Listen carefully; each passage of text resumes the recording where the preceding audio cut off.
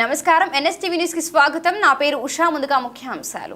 అధికారులు పైనుండి ఆదేశాలు వస్తేనే ఇళ్ల స్థలాలు ఇస్తామంటున్నారని, అందుకే మేము ఎమ్మెల్యే గారిని కలవాలని నిర్ణయించుకున్నామని కాకినాడ జిల్లా పిఠాపురం పరిధిలో సుమారు 127 ఎకరాల భూమిని సేకరించి కూడా పేదలకు పట్టాలు ఇవ్వకుండా వదిలేయడంపై బాధితులు ఆందోళన చెందుతున్నారు.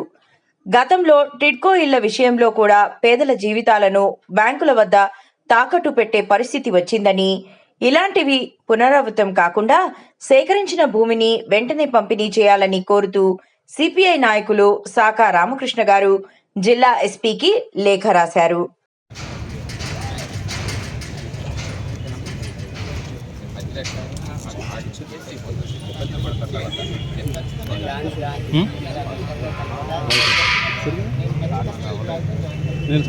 నేను మైక్ పెట్టలేదు.